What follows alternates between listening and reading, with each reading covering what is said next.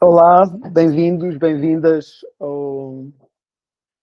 à emergência das sociedades comuns, ao grupo de estudo. Nós estamos no capítulo 7, nomeadamente no ponto 7.2, que se chama Sobre a Participação e Colaboração. Página 219. Página 219, diz aqui o Gabriel, foi de onde viemos. E não sei se há alguma partilha que tu queiras fazer, Gabriel, sobre a última sessão, sobre o caminho que fizemos, algo que esteja vivo em ti. Não, é um caminho, este não é um caminho propriamente, é uma caminhada, eu sinto. É uma caminhada que nós vamos olhando, absorvendo e depois vendo, de facto, como é que isto se interliga com o mundo que nós vivemos, não é? E como é que, de algum modo, nós podemos, destas leituras e sobretudo da leitura deste livro, como é que nós conseguimos fazer uma caminhada mais relacionada com aquilo que é a nossa forma de querer estar e de querer presentear o mundo com a nossa presença, que é o caso. Pronto, Gabriel, eu hei de fazer um artigo, um pequeno artigo, um post sobre a minha experiência numa das equipas, na equipa de saúde, onde estou a aplicar algumas destas práticas que nós estamos a ver aqui. Eu vou fazer isso, algures no próximo ano, se calhar já em janeiro. E tenho um post feito que se chama Explorações em Saúde e Bem-Estar nas Sociedades Regenerativas. Eu vou pôr aqui o link, onde dou visibilidade de algumas equipas onde eu estou a trabalhar e que aplico muitas destas distinções que nós estamos aqui a fazer. E faço alguma reflexão sobre isso, inclusive. Portanto, se quiserem, para quem estiver a ouvir, se quiser espreitar esses posts, eles podem trazer mais informação ou completar a informação que nós vamos falando aqui. Eu também vou trazendo para cima da mesa, mas é onde eu estou diretamente implicado. E estou também implicado na rede de consteladores, com a mentoria à rede, com a constituição das equipas, no MOB 4 também com a constituição das equipas e com a transformação da MOB 4, é uma equipa ligada à área da mobilidade urbana. Eles são cerca de 20 e tal pessoas, à volta das 25. E, portanto, estão a fazer este processo de transformação e auto-organização e afins. Eu tenho estado a fazer mentoria e, portanto, sim, estou implicado aqui em várias equipas onde estes processos estão a acontecer, deste trabalho que nós estamos a falar e que temos estado a ler no livro está a acontecer. Portanto, quero pôr isto em cima da mesa, implicar. Eu chamo isto trabalho de equipas. Portanto, eu na prática, a minha atividade profissional ou atividade, o meu trabalho divide-se neste trabalho emocional para o lado individual, este trabalho de equipas para este tema das equipas e o trabalho memético nestas grandes estruturas. Por exemplo, o curso que eu estou a fazer na Bamboal, de Introdução às Sociedades Regenerativas, é um curso de trabalho memético, tem a ver com esta ideia de trabalho memético. Que a gente ir à origem, aos memes que estão a dar origem a todo o resto, em todas as áreas, em todos os contextos, e trabalhar a partir daí, a partir desses memes, portanto, desses mapas mentais que são a base da forma como pensamos, como cada um de nós pensa sobre determinados temas. Vamos pegar aqui no capítulo, vou começar a leitura. Qualquer coisa, Gabriel, tu interrompes e partilhas, portanto é ok seguirmos com isso. Diz o ponto 7.2, sobre a participação e colaboração. As organizações pós-racionalistas, portanto, quer as das sociedades de impacto, quer as das sociedades regenerativas, tendem a adotar práticas de participação e colaboração, como sejam o Circle Way, o Open Space Technology, o Future Search Conference, o World Café, o Dragon Dreaming, entre outras. A comunidade Art of Hosting é a mais antiga comunidade de prática mundial de tecnologias sociais de participação e colaboração. Treinam facilitadores, que eles chamam hosts, capazes de segurar espaços que promovam a colaboração e a participação. Estas tecnologias sociais são dialógicas, relacionais e construtivistas. Promovem conversas que transformam, que importam às pessoas que participam. Tive a oportunidade de fazer o meu programa em Espanha e depois apoiar a equipa portuguesa que organizou o primeiro Art of Hosting em Portugal. Um conjunto especial, porque fundacional, são as práticas de círculo ou council. As mais ancestrais e na qual todas vão beber é o Way of Council, que é cuidada pela Fundação Ojai americana e que segue as tradições de conversa em círculo dos índios americanos. A comunidade de Art of Hosting usa o Circle Way. A TIAU suporta-se no trabalho do David Bohm e do Otto Schammer, que desenvolveu uma teoria dos campos de diálogo, que está presente na teoria U. O David Isaacs, no seu livro Dialogue, estabelece uma ponte com a psicologia moderna e com as organizações racionais, abrindo a porta à sua evolução. Quero dizer aqui algo sobre o David Isaacs. O David Isaacs foi, em conjunto com a sua mulher, a Juanita Brown, criou o Old Café, e eles faziam parte e fazem parte do Society of Organization Learning, criado por Peter Senge e por aquele grupo, não é? Portanto, o David Isaacs é um especialista em diálogo e em práticas dialógicas, facilita diálogo pelo mundo fora, entre governos, organizações, comunidades por aí fora, em contextos difíceis, alguns de guerra. E o Otto Schammer, não é? É o criador da teoria U, que desenvolveu a teoria U, e eles começaram, o Otto Schammer começou por estudar diálogo e teoria de diálogo, e tem alguns escritos que são fundacionais na teoria U sobre o diálogo. Portanto, estamos a falar aqui deste grupo que está muito ligado ao Peter Senge, ao MIT e ao Society of Organization Learning. A Rails Partners e a Dialogue são entidades que promovem estas práticas no mundo, em particular nas corporações e estados. A Rails Partner é sul-americana, foi criado também por uma das pessoas que saiu aqui do Society of Organization Learning, e eles entraram na África do Sul na altura do Mandela e, portanto, estiveram a aplicar estas metodologias e estas práticas no processo de transição pós-apartheid. Portanto, e muitos dos escritos, muitos dos trabalhos vêm até desse quadro, não é? Desse grande laboratório para a colaboração e participação que foi o processo de transição. A metodologia Warm Data, desenvolvida pelo Nora Bateson, suporta decisões mais sábias, incorporando narrativas, emoções e relações, além dos dados quantitativos, permitindo que os grupos e equipas operem com maior sensibilidade ao contexto, reconhecendo que não há uma única verdade objetiva e que diferentes perspectivas são cruciais para compreender realidades emergentes. As Liberating Structures, ou as estruturas que liberam, são um conjunto de padrões que promovem a participação e a colaboração. Este livro, das Liberating Structures, é um livro extraordinário e que tem padrões de colaboração, portanto, para determinadas situações, e recomendo vivamente a leitura e a aplicação nos determinados contextos, onde estas coisas, por exemplo, um padrão é a pessoa, sobre uma questão, por exemplo, coloca-se uma questão, a pessoa começa, chama-se o padrão 1, 4, todos. Portanto, e pode ser 1, 2, 4, todos, por aí fora. Então, vamos pensar neste. 1 é a pessoa responde primeiro ela em journaling à pergunta. 2, ela junta-se a pares com alguém e partilham sobre a pergunta. Portanto, isso permite desenvolver, ter outra versão, colaborar. Depois juntam-se a 4. Portanto, 2 grupos de 2 juntam-se a 4 e partilham como é que foi a experiência, e percebem o que é comum entre as diferentes entre as diferentes perspectivas. E o que é comum, e depois vem-se para o círculo todo ou para a organização toda e ouve-se as diferentes partes e nota-se os padrões que emergem. São tipos destes tipos de padrões e colaborações que fazem sobressair a inteligência coletiva do grupo e que suportam processos de decisão criativos, por aí fora. É um exemplo de uma liberating structure, portanto, de uma estrutura que liberta.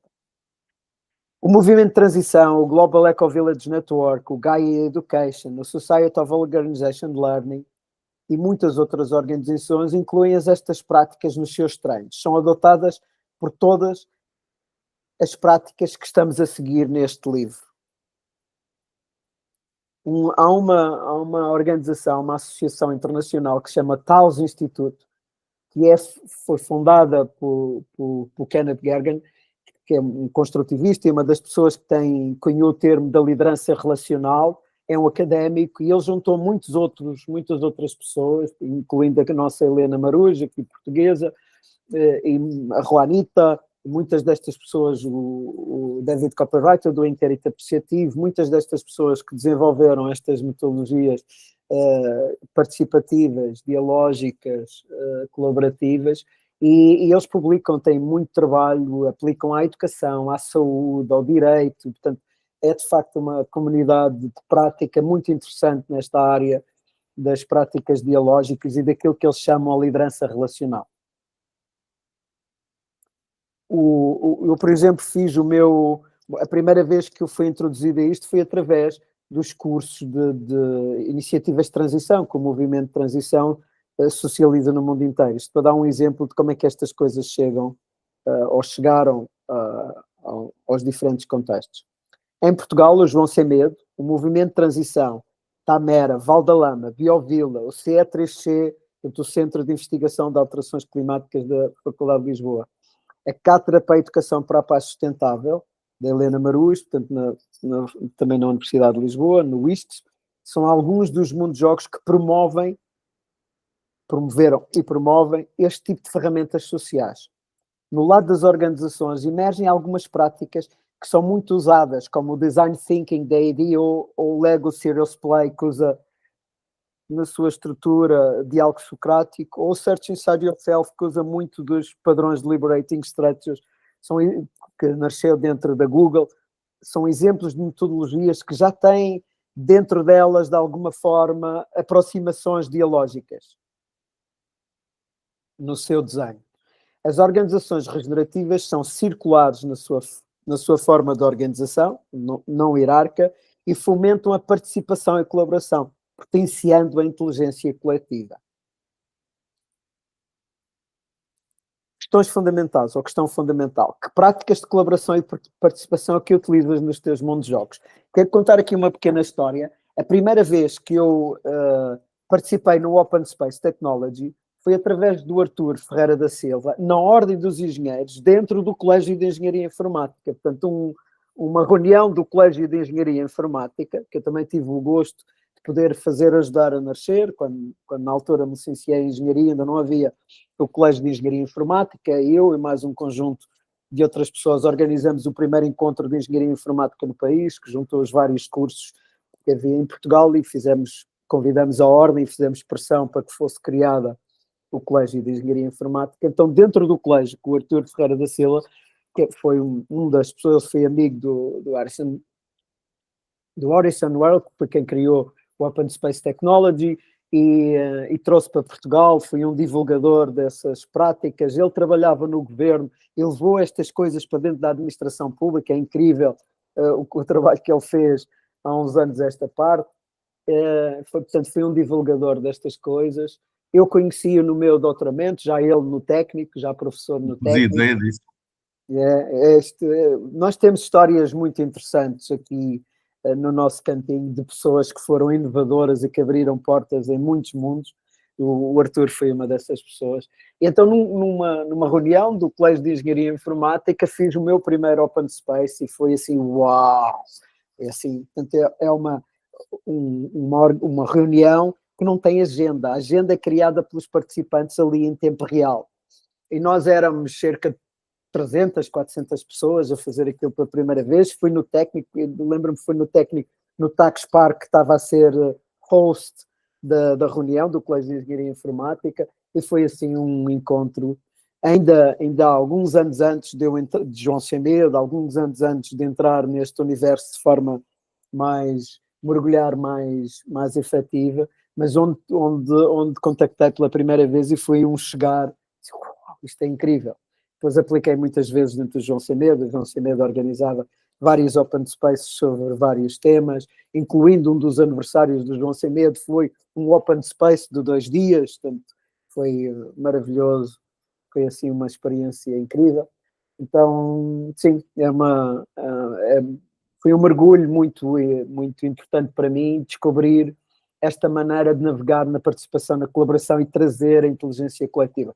E a malta do CE3C, portanto, os investigadores em alterações climáticas, eles usam a Participatory Action Research, portanto, envolvem muitas populações, envolvem muito as comunidades locais e trazem estas metodologias para essas populações. Portanto, o Gil, o David Avelar, o André Vizinho, eles transformaram-se todos em praticantes experientes destas experiências por fazê-las regularmente como parte do trabalho de investigação em alterações climáticas pelo país fora. Não só divulgavam, eles trouxeram cá um facilitador famoso de Open Space para dar um treino para todos nós, quem quisesse, claro, eles estavam-se a formar a eles e abriam as portas para a comunidade. Portanto, eles prestaram este serviço à sociedade portuguesa durante a década passada e foi incrível, foi de facto incrível o que se viveu e o que se vive ainda, não é? Porque isto está tudo muito vivo neste contexto e não é pelo facto de aplicar estas coisas que as organizações passam a ser regenerativas, mas é uma das componentes que as organizações regenerativas têm. E isto eu diria que é uma tecnologia que vem das sociedades de impacto, que vem do pós-modernismo e dos níveis de pensamento em responsabilidade adulta, é daqui que estas coisas saem e que são incorporadas dentro das organizações integrais, das organizações regenerativas. Tu tens assim presente, Gabriel, quando é que começaram a entrar este tipo de ferramentas, este tipo de tecnologia social no teu dia-a-dia, na tua vida, no teu espaço?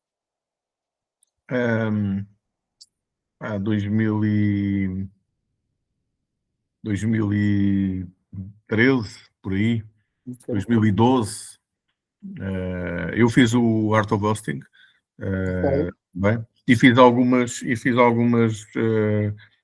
uma delas foi em Palmela, ou por aí, com o Nuno da Silva, o André Vizinho e o Gil. Participei em várias, sim. Já está, estás a ver, são esses os nomes que foram introduzindo as coisas cá. Sim, o Art of Hosting terá sido em 2015, talvez 2016, por aí. Foi logo a seguir ao outro. Foi logo a seguir ao principal, àquele que aconteceu em Carcavelos, não é? Portanto, sim, no seminário. Acho que foi logo a seguir. Isso foi no ano a seguir, exato. Eu tive a ajudar a Alexandra e o grupo a organizar o primeiro e depois já foram a Alexandra e a equipa que tiveram a ajudar o grupo, o Alain e companhia, a Nijitsa, que organizaram o segundo. Bonitos tempos e é de facto, para menos a mim marcou-me a forma como entrei, como estas coisas. Depois tu fizeste o treino comigo, penso que em 17, de diálogo. Sim. Olha, a estrutura base daquele treino que nós fizemos, 3 dias, era do David Isaacs, não é? Que a gente acabou de falar. Ele, claro, era o livro Dialogues dele, que era a estrutura base. Depois íamos buscar também um bocadinho do Way of Counsel e de Circle Way, portanto trazíamos isso para dentro, mas a estrutura base, que dava o alinhamento do curso, era o livro do David Isaacs. Fiquei fascinado. É incrível, aquilo é de facto maravilhoso, não é? Bem te lembras, fiquei absolutamente rendido. Foi Terra dos Sonhos, grande programa é esse, na Terra dos Sonhos, que a Madalena segurou ali o espaço, a Madalena Dorei, e foi um grupo fascinante, pessoas ligadas, que chamemos amigos da Terra dos Sonhos, fizemos aquele programa ali, foi incrível. Tenho isso também como uma boa memória, uma memória no meu coração, também como o trabalho que fizemos na Arruda, exatamente, na UIB, contigo, e fora. Que eu muito gostaria que quando tivesse continuado, mas pronto, isso, as pessoas também têm que aderir àquilo que sentem que devem aderir. E foi de facto interessante nesta lógica de chamarmos a comunidade, a inteligência coletiva e incorporarmos este tipo de metodologias no contexto cotidiano, não é? Portanto, essa também é a tua experiência, não é? De levar o círculo e de levar estas coisas para uma comunidade maior, para um grupo muito mais alargado de pessoas e com um âmbito de natureza territorial. Muito bem.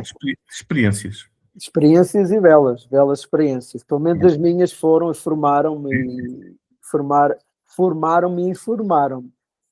E a Helena também, a Helena Maruz, também aqui fazer a devida vénia, porque ela não só trouxe para Portugal porque o inquérito apreciativo, porque o inquérito apreciativo estava muito ligado com a psicologia positiva, portanto, não só trouxe para Portugal o inquérito apreciativo e socializou isto, como o World Café e o Open Space. Portanto, a Helena tem sido nestes 20 anos, talvez até já mais, uma das pessoas que mais socializado tem este tipo de métodos. A Helena fez, quando houve a fusão da Universidade Técnica de Lisboa com a Universidade de Lisboa, a Helena organizou o World Cafés em todas as 18 escolas da Universidade de Lisboa, para ouvir as pessoas, ouvir o que é que estava a passar com a fusão e trazer para cima da mesa esses temas. E riquíssimo, esse trabalho é um trabalho riquíssimo. Portanto, a Helena contribui muito para a divulgação deste tipo de práticas e metodologias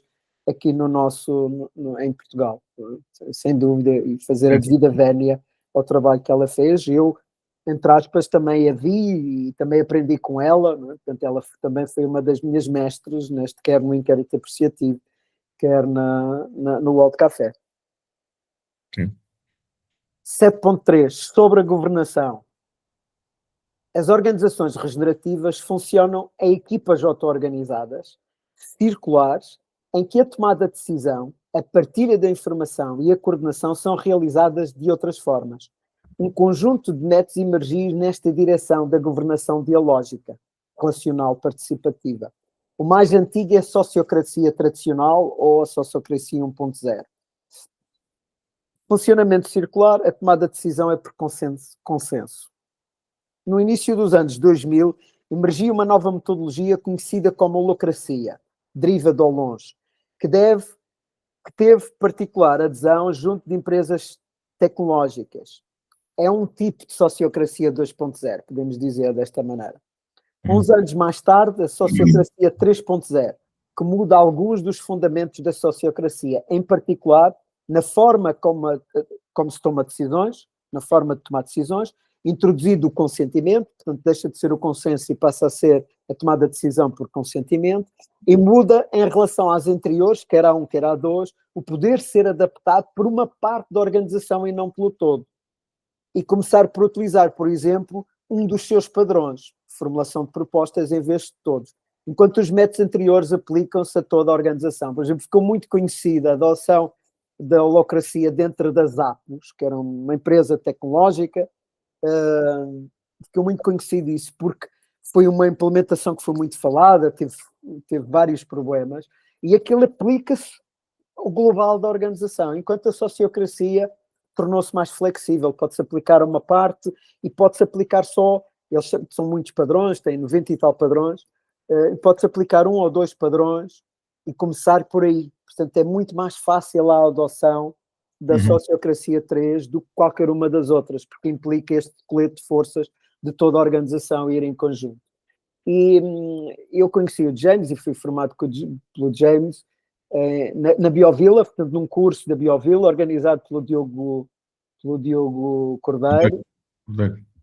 E um grupo de nós, éramos imensos, a Rita do Tenchi, a malta do Valdalama, a Maria Chana, era um grupo extraordinário de gente, e fizemos ali um grande treino, e que depois deu muitas raízes, não é? Nós levamos isto para muitos lados, para muitos contextos. O Hugo Lopes, que depois tornou-se formador de sociocracia 3, enfim, foram um grupo ali extraordinário de pessoas que fizeram aquele treino e que depois espalharam isto em Portugal.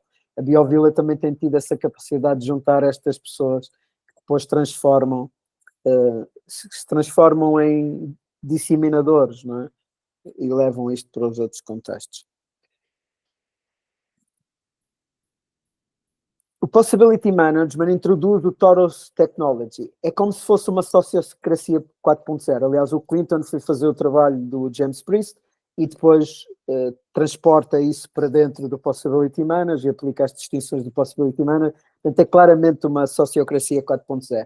Introduzindo os 3 mundos e a dimensão de cura nos processos. Os sentimentos para navegar no mundo e as emoções para curar.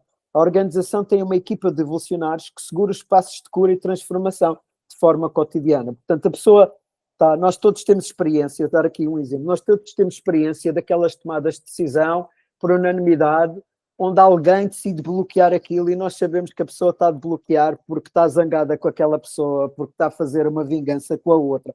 Isto é todo mundo de baixo. E essas metodologias não têm forma de lidar com isto. O Taurus Technology muda isto. Quando detecta que a pessoa está reativa, e aqui é o caso, quando ela está numa destas coisas, ela vai fazer um processo de cura emocional para lidar com a sua reatividade. E ela detecta que está reativa por feedback dos outros. Eles têm um instrumento que se chama o Paper Card, portanto, o cartão roxo, onde se eu estou a ver que alguém está reativo, eu levanto aquele cartão. E se toda a gente levantar, ou a grande maioria levantar, aquela pessoa está reativa e vai fazer o processo. Mas foi só eu que levantei, eu ou o outro, ou assim, poucos. Então quem está reativo somos nós e somos nós que vamos fazer o processo. Okay? E não o outro. Portanto, isto está todo implicado dentro deste contexto. E a pessoa faz o processo e depois regressa à sala. E já regressa não reativa, já para continuar aquele processo de tomada de decisão. É o outro, onde a cura está dentro do próprio processo de tomada de decisão e da participação. Foi muito interessante nesta última conferência em que participei na CSE Commons, no ISCTE, que o tema da cura começou de repente a surgir e estar muito presente. E este diálogo que se proporcionou ali foi trazer de a cura estar a aparecer como referencial nas comunidades, mas ainda não estar incluída nos processos de decisão. E quando se tomou conhecimento que o Possibility Management já estava a fazer isso, foi uau. Que é de facto é necessário, a cura tem que vir para o meio da conversa. A dimensão onde se está, onde eu ali percebi que se estava a entrar, pelo lado da ciência que é relacionada com os commons e das comunidades, foi pelo lado que o João Semedo teve a trabalhar. Porque o João Semedo tinha cura. E até uma história muito interessante de psicólogos que começaram a mandar as pessoas, os seus pacientes, para o João Semedo, para participar nos círculos e para aquela coisa toda. Porquê? Porque essa dimensão de cura, que não era intencional, porque nós não fazíamos terapia, não tinha nada disso, mas o que acontecia é que as pessoas vinham para aquele contexto criativo, estavam em círculo, entravam nestas mecânicas de participação e colaboração, e tudo isto servia para criar esperança e a pessoa descolar das suas situações e com isso começar um processo de cura. Que era, digamos, uma externalidade positiva dela participar naquelas atividades. Portanto, a cura esteve presente do João Semedo enquanto comunidade. Porquê? Porque o João Semedo nasceu para ajudar pessoas a empreender que estavam a vir para o desemprego no resultado da crise financeira de 2009. Portanto, claro que aquelas pessoas traziam a sua dor. Alguém estirou o tapete de debaixo dos pés. Alguém que nem sabem quem foi, que aquela crise é uma crise hedionda, porque alguém que está no outro lado do mundo faz uns disparates com os produtos financeiros e de repente há uma carrada de gente a perder empregos e casas em todo o lado, não é? E portanto estas pessoas que nós estivemos a receber aqui no João Semedo e que ajudamos e para o qual criamos o João Semedo eram pessoas que lhes tinham sido tirado o tapete debaixo dos pés. E pessoas que são licenciadas, com carreiras feitas, 20 e 30 anos de carreiras, de repente ficaram sem nada. Então, claro que a cura precisava estar lá para que as pessoas depois pudessem abrir o contexto da esperança e criar qualquer coisa de novo. É nesta dimensão que eu vi a cura entrar dentro do SES Commons. O Possibility Manager já deu um passo em frente, porque não só tem essa dimensão, como também inclui nos processos de decisão toda esta dinâmica da cura e da evolução das pessoas. Portanto, é algo, de facto, mágico nesse sentido. A comunidade, que surgia em torno das organizações integrais, tem estado a sistematizar a prática e os processos destas organizações e mapas operacionais que podem ser usados por todos. Há um wiki fantástico sobre esta mecânica que está aqui, o livro põe para lá, onde esta comunidade está a pôr estes processos todos. Portanto, se eu quero criar uma organização integral, uma organização regenerativa, posso partir dessa base de dados, desse conhecimento que está a ser criado, ali toda à volta do Freddy Laloux, não é? Portanto, ele é o centro, não é? Ele é o autor do livro, é o centro destas coisas. As DAO, organizações autónomas e distribuídas, são formas de organização mediadas por tecnologia, neste caso blockchain, e que implementam muito dos processos, portanto já o Web3, e que implementam muito dos processos de tomada de decisão e participação na organização. Em Portugal, estão a ser usadas em vários mundos de jogos, como a Value Flow, ou a Traditional Dream Factory, ou Cyclical Village, para mediar a relação entre proprietários das terras, do capital das sociedades e dos ativos, exemplo, plataformas de software, como é o caso da Value Flow. Uma das dificuldades é fazê-la coexistir com as figuras jurídicas existentes. Aqui um erro, está no singular e está no plural. Existentes. Como as sociedades limitadas ou associações, sendo que as DAO não têm uma figura jurídica. Na altura, quando o livro foi escrito, não era assim. Hoje já está. Hoje, na Europa, a Suíça já criou a possibilidade de ter a forma jurídica das DAOs, portanto já há, e os Estados Unidos também já têm. Portanto, as DAOs estão-se a começar a transformar estas organizações distribuídas e autónomas em instrumentos jurídicos.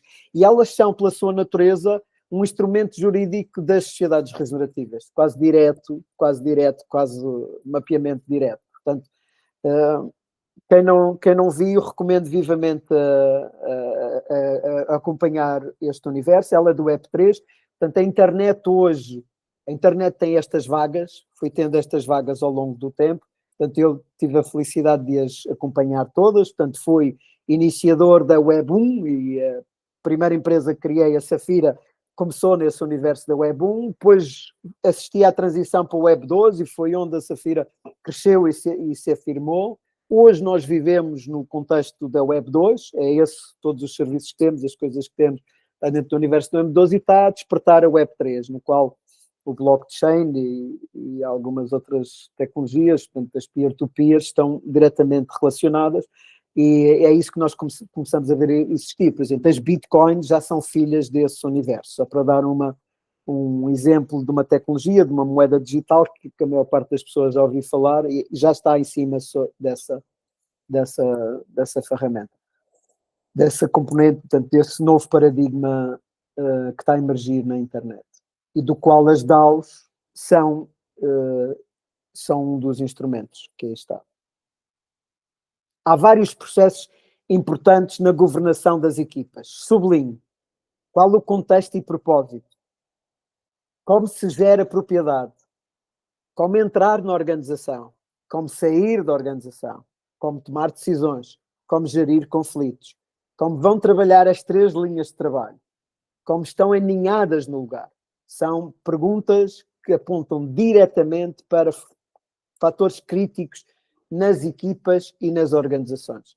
Portanto, parece haver aqui uma confusão entre a palavra organização e equipa, e não. Portanto, a gente vive no mapa do belonging que a organização pode ser vista com estas multidões de equipas, multidões de congregações de equipas, não é? Estamos a ver esse universo. E na prática, qualquer organização começa por uma equipa tipicamente pequena, 3, 4 pessoas, não é? E depois vai crescendo em mais equipas. Então, a organização começa por ser uma equipa e depois uma congregação ou uma multidão de equipas. Portanto, e é nesse contexto que nós estamos a falar, e estas perguntas têm que estar resolvidas e instanciadas de alguma maneira. A mais comum, a mais tradicional é a hierarquia, portanto é o fundador, é o CEO, os fundadores que resolvem todas estas bagunçadas, não é? Mas no contexto das organizações que nós estamos a falar, auto-organizadas, distribuídas em círculo, não, isso tem que ser tomadas de decisão consciente, feitas com as pessoas e seguindo processos onde as pessoas estão diretamente implicadas. No Possibility Management, considera-se que a equipa está fechada e que são as pessoas que querem fazer parte do mundo de jogo que se apresentam o seu interesse. E porque é importante para esse mundo de jogo ter uma pessoa como elas a participar. Não há um convite a participar. Esse princípio também é usado na Burtos. O seu iniciador, o Josh DeBock, por cada pessoa que se mostrava interesse em se juntar à equipa, convidava a pessoa a encontrar mais 9 como ele e ensinava como fazer uma nova equipa e a participar no mundo de jogo. No Art of Hosting, bem como na Teoria U, é colocada muita energia e atenção na forma como se chama, como se faz a call para um processo do U ou para um Art of Hosting. Convocam-se as pessoas para a cocriação, sendo um processo que junta intuição, experiência e trabalho em equipa, entre quem segura o espaço e quem organiza. Por exemplo, o primeiro Hortovosting em Portugal, nós vamos cerca de 6 meses em negociação com a equipa de hosts para conseguir termos a pergunta e o convite para poder fazer às pessoas e encher aquela sala, não é? Encher aquela sala para as pessoas ressoarem e virem, de facto, fazer o trabalho que tem que ser feito a partir do lugar de dentro, do ressoar e daquele ser uma verdadeira chamada ao ser delas, não é? O que elas vieram cá fazer na vida. Portanto, esse é um trabalho fundamental e o mesmo se faz na teoria U, se dedica muito tempo para que estes convites sejam de facto pensados e que tragam as pessoas e as façam vir conversar para temas que sejam realmente importantes. Eu lembro-me de um caso de aplicação de teoria U no Brasil, num projeto que se chama Novos Urbanos, onde foi trazida à mesa pessoas que não se davam bem umas com as outras. Ativistas que não se podiam ver uns com os outros, membros do governo, membros de empresas que eram opostos e as pessoas recusaram-se, no primeiro convite, recusaram-se a sentar à mesa uns dos outros. E aquilo levou um processo de alguns meses, em alguns casos de alguns anos, para que as pessoas conseguissem fazer o U em conjunto e aplicar estas metodologias dialógicas com a capacidade de ouvir pontos de vista diferentes dos seus. E ir para além daquilo que o Otto fala na teoria U, da voz do julgamento, da voz do cinismo e da voz do medo. Conseguir descer estes graus, não é? De deixar de julgar o outro, deixar de me sentir empatia com o outro e achar que eu tenho de me defender do outro, não é? Que é o que o medo está a trazer. E trabalhar estas dimensões. Portanto, leva muito tempo, muitas vezes leva muito tempo a se conseguir pôr as pessoas realmente a colaborar e a participar, em particular quando estão em cima da mesa posições extremistas e muito antagónicas, e portanto isto é um trabalho de muita arte, de muita paciência e mediação, não é? Portanto, daí a importância que o call tem, a chamar das pessoas a estas conversas é tão importante como isso. O compromisso e vinculação das pessoas é outro dos aspectos que os processos de entrada consideram. Empresas como a Morningstar e a Burtos, os contratos são celebrados entre as pessoas e as suas equipas, ou seja, o compromisso é com os pares, com quem eu trabalho todos os dias e que conheço as famílias e não tem uma entidade abstrata, não é? É a empresa, aquela coisa abstrata que está ali, é direto com aquelas pessoas. Na formação de equipas, Scott Peck identifica 4 fases. A pseudo-equipa, é um grupo que mantém uma falsa harmonia e evita conflitos. As pessoas não mostram quem realmente são, com medo de serem rejeitadas. Há uma cultura de cortesia superficial, mas sem conexão real. Corresponde ao campo 1, ao download, na teoria do diálogo do Otto Scharmer. Nas 5 fases do mapa do Tuckman, corresponde à formação, ao forming. Caos, segunda fase do Scott Peck. As diferenças entre os membros começam a emergir e geram conflitos. O grupo tenta resolver os problemas impondo regras e métodos rígidos. Se não forem bem gerida, esta fase pode levar à dissolução do grupo. Corresponde ao campo 2, debate na teoria do diálogo do Otto Scharmer. Nas 5 fases do mapa do Tuckman, corresponde ao conflito, ao storming. Vazio. As pessoas começam a libertar-se das suas defesas, preconceitos e máscaras. Surge uma vulnerabilidade sincera e um compromisso com a verdade. É um momento de transição onde o grupo pode finalmente tornar-se autêntico. Corresponde ao campo 3, diálogo reflexivo, na teoria diálogo do Otto Scharmer. Nas 5 fases do mapa do Tuckman, corresponde à normalização, ao norming. Para fazer esta passagem da pseudo-equipa para o caos, é preciso passar aquilo que o Otto chama a voz do julgamento. Não é? Abrir a mente, open mind. Para passar do caos para o vazio, é preciso passar a voz do cinismo, abrir o coração, o open heart. E para passar do vazio para a equipa autêntica, nós vamos ver agora, é preciso a open will e ir para além da voz do medo.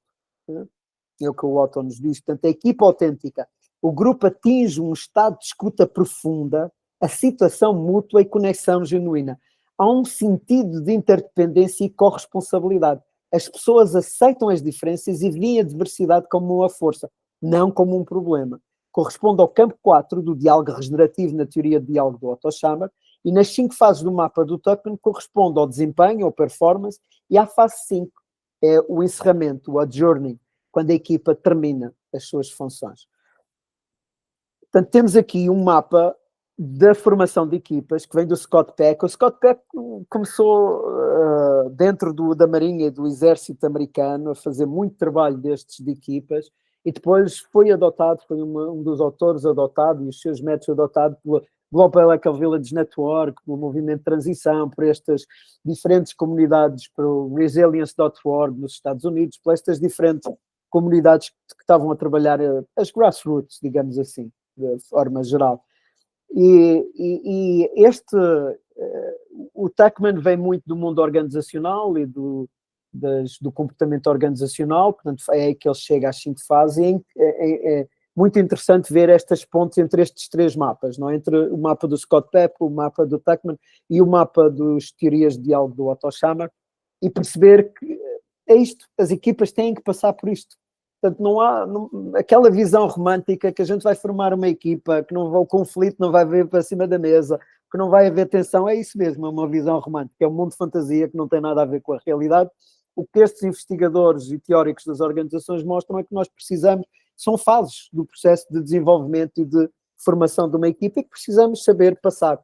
Aliás, a Sociocracia 3 tem um tema interessantíssimo sobre a tensão, porque enquanto as outras sociocracias veem a tensão como um problema, algo a evitar, a Sociocracia 3 vê a tensão como um fator criativo.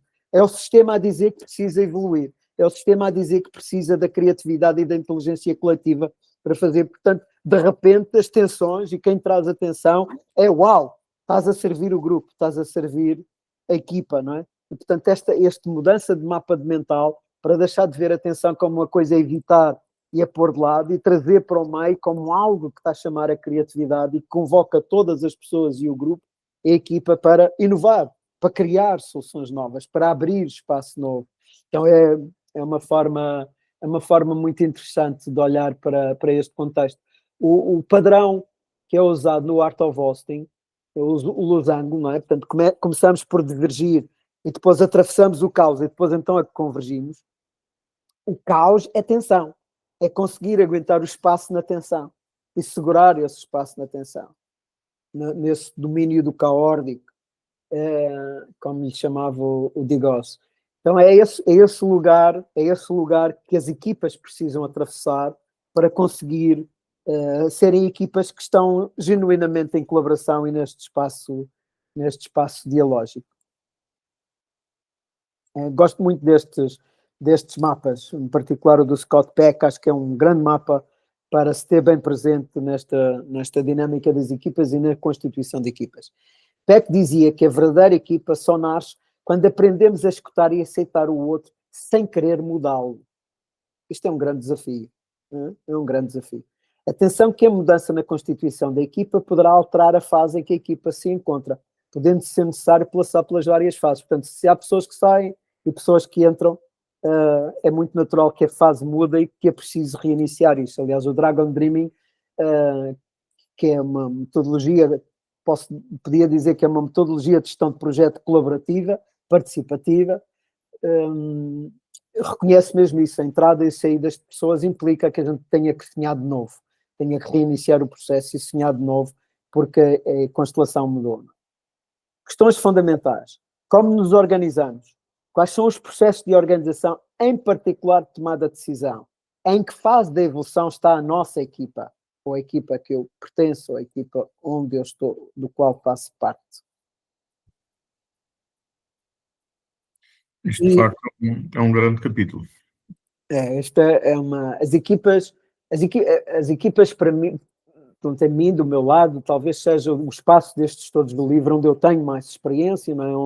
onde venho exercitar desde o início da minha carreira profissional e até já antes, porque nas diferentes, eu pertenci muito a movimento associativo, estive sempre muito envolvido em diferentes contextos que têm tudo a ver com as formações de equipas, não é? E tudo a ver com constituir equipas. Eu fui, por exemplo, delegado de curso durante os 5 anos que estive no técnico. Fui membro da Associação de Estudantes normais para estudantes pós-graduados. Portanto, tudo isto está presente, não é? Esta constituição de equipas é isto. Um delegado de curso tem delegados de ano. Nós somos uma equipa de 5 delegados, não é? Que estão ali a fazer os trabalhos. Portanto, estas coisas estão em cima da mesa. Organizar a primeira semana informática do Instituto Superior Técnico, que hoje continua, vai na 30ª não sei quantos, já vão 30 semanas informáticas depois, ou 20 e tal, não vou dizer o número, portanto continua. É isso, é formar equipas, é pôr a malta a colaborar e segurar espaço para estas coisas. Portanto, sim, Gabriel, isto tem sido das áreas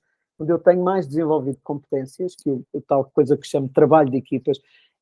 Na prática, eu chego ao trabalho emocional por necessidade das equipas, por ser necessário trabalhar ao nível individual com os contextos emocionais, como estava-te a dar aqui o exemplo do Toros Technology, né, que é preciso trabalho de cura, preciso trazer essa dimensão de navegar as emoções para nós irmos para além do conflito, para além da resistência, para além da reatividade e ver o que é que está depois. E eu chego, de facto, ao trabalho emocional por esse lado. E, portanto, é das áreas onde eu tenho mais conhecimento e onde realmente me cita este trabalho de equipas, de formar equipas.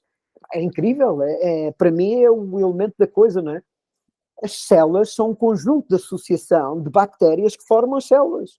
E depois as células juntam-se para formar tecidos. Isso é mágico, não é? Portanto, nós somos mágicos enquanto, se nós olharmos para a base da equipa. E podemos ir até ao nível mais baixo, não é? Porque os átomos juntam-se para formar moléculas, as moléculas juntam-se para... Portanto, este processo é um processo da vida. É o processo que não há um átomo sozinho. Um átomo sozinho não representa valor, não é? É o carbono, quando associado com os outros átomos todos, é que forma esta magia que somos nós, não é? Portanto, o átomo de carbono em si não faz-nos a nós. Portanto, este conseguir formar equipas e cada equipa, quando colabora em ecossistema, criar um nível de complexidade seguinte, que é disso que nós estamos a falar, não é?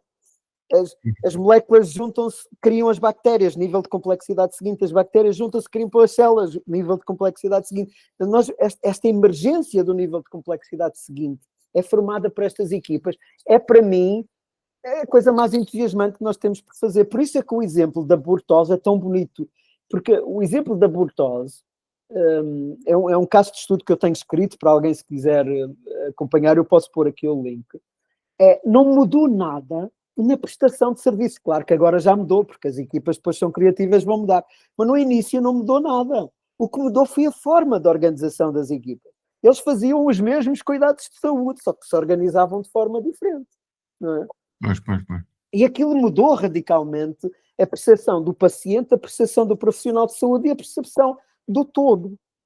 É incrível isto, não é? Como de repente trabalhar em equipa com liberdade, com pessoas adultas, criativas, muda o contexto, quer de trabalho, quer daquilo que nós somos capazes de fazer uns com os outros. Isto para mim é pura magia. Isto é pura magia. E é começar a entender os processos da vida ao nível mais profundo. Porque como é que nós, que somos 30 trilhões de células aqui presentes, mais de metade das quais, by the way, não são humanas, não é? São bactérias que estão aqui connosco, não é? Que estão em simbiose connosco. Como é que isto produz esta ideia toda, esta consistência e funciona todos os dias com este grau de integridade, não é? Nós ainda estamos muito longe disto, não é? Ainda estamos muito longe desta coisa. Então, apaixona-me muito esta área e é de facto um dos capítulos, escrevi todos com carinho, mas esse com especial dedicação e com muitos mapas e é uma área apaixonante. É de facto uma área apaixonante. É o teu próximo livro? Pode ser. Olha, eu sinto que está a nascer um livro aí aos poucos e poucos, que tem a ver com estas estruturas mneméticas. Eu tenho escrito muito sobre isso. Por exemplo, como é que se aplica as estruturas mneméticas dos 4 níveis, dos 4 sistemas operativos à saúde e bem-estar, à educação, à energia. O último que escrevi foi à tecnologia, que também saiu um manifesto para o uso ético da tecnologia, que está diretamente relacionado. Eu sinto que, portanto, isto é tudo trabalho mnemético. Isto vem aqui das estruturas mneméticas do trabalho mnemético. E talvez possa estar a nascer em um livro, e quem sabe, se de facto a próxima evolução não está mesmo no trabalho da equipa e nos contextos da equipa. Para mim é um tema central e chave. Dentro do mapa das sociedades regenerativas, todas as 7 dimensões têm que lá estar, na minha concepção e naquilo que eu observei, para fazer aquela magia de transitar para as sociedades regenerativas. Este tema da equipa é um tema que é bastante caro. E é um tema desafiante. Nós vamos ver aqui um outro mapa que já é velhinho, vem do Peter Senge e das organizações que aprendem, e ver que isso continua válido. Portanto, nada destas coisas, como o do Scott Peck. O Scott Peck também é um mapa já muito velhinho, mas muito válido. Então, estas coisas, não é pelo facto do tempo passar que elas deixam de fazer sentido. Elas fazem sentido e precisam ser ressignificadas nos contextos em que nós estamos a falar. Não é? Porque muita desta malta já ouvi, por exemplo, os mapas do Techman, mas ouvi os mapas do Techman a serem percepcionados a partir da hierarquia e não a partir das equipas circulares ou auto-organizadas. E é outro mundo, é outro ponto de partida, isso. Esse contexto é outro ponto de partida. Olha, Gabriel, estou a notar que estamos aqui em cima a chegar ao fim, à hora, e que eu tenho estado aqui para aqui a conversar e para aí fora, portanto vou deixar que sejas tu a fechar esta parte, com o que tiver vivo em ti. Como é que tu queres fechar esta sessão de hoje com aquilo que está vivo em ti? O que está vivo em mim acho que foi magistral esse teu exemplo do corpo humano como sendo essa metáfora da equipa. Na verdade não é uma metáfora, mas é como se fosse, e portanto para efeitos de equipa é uma metáfora, do meu entendimento, e acho isso extraordinário, nós refletirmos sobre isso e provavelmente desenvolver o trabalho de equipa pode ser quase equivalente a uma alquimia que nós precisamos de trazer para cima da mesa. Transformarmos a nossa forma de ver o mundo e trazermos essa alquimia que pode também contribuir para a mudança do mundo. E, portanto, vamos tomar a poção mágica, que é ler o teu livro, ouvir-te e continuar a percorrer estes capítulos das equipas, que é o próximo agora, que ainda vai ser para a semana. É isso. No próximo vamos pegar no 7.4, possibilidades de equipas, será o ponto seguinte, e tu fizeste-me lembrar aquela frase do Thich Nhat Hanh que diz que o próximo Buda é um Sangha. Portanto, o Sangha é a comunidade espiritual, não é? Portanto, é um grupo. O próximo Buda não será um indivíduo, será uma equipa, será um grupo, será um coletivo, e eu partilho dessa visão que ele pôs em cima da mesa. Para mim é a grande revolução que nós estamos a passar verdadeiramente ao nível da organização. Ouvi hoje uma frase muito interessante de um biólogo, portanto, e a frase é muito curtinha e é muito significativa, de facto, e vou terminar aqui com essa frase hoje. Ele diz que nós, está em inglês, eu vou dizer em inglês, depois vou dizer em português. We have Paleolithic emotions, medieval institutions and godlike technology. É o Edward Wilson, biólogo. Então, nós temos emoções que são paleolíticas, foi aí que se originaram, alegadamente. Temos instituições que são medievais, que foi aí que se originaram, e estamos a ter tecnologia de Deus, não é? Ele daqui está a falar da inteligência artificial e das outras coisas que nós estamos a criar, não é? E é incrível, esta frase é incrível, porque... Como é que se chama o autor? Edward Wilson. Ok, obrigado. Eu pus a citação hoje no meu Substack, nas notas do meu Substack, no meu canal de Substack. É incrível porque, olha, nesta frase tão curtinha, está aqui porque é que eu faço trabalho emocional, trabalho de equipas e trabalho mimético, porque o trabalho emocional tem a ver com o facto das nossas emoções serem paleolíticas e precisamos lidar com elas e elas trazem inteligência. Sobre o trabalho da equipa pelo facto das instituições serem medievais e nós precisamos acabar com isto e dar a volta, e o trabalho mimético porque de facto nós temos tecnologias que são godlike e a nossa consciência não está lá, e nós precisamos de fazer esse salto e essa evolução na nossa consciência, porque senão isto não vai dar certo, qualquer coisa aqui não vai funcionar. Então é incrível, é uma frase, uau, mesmo assim no coração da coisa, gostei muito, inspirou-me muito e acabo com ela. Pensava que ia acabar com o Thich Nhat Hanh, olha, afinal fiquei com esta frase do Edward.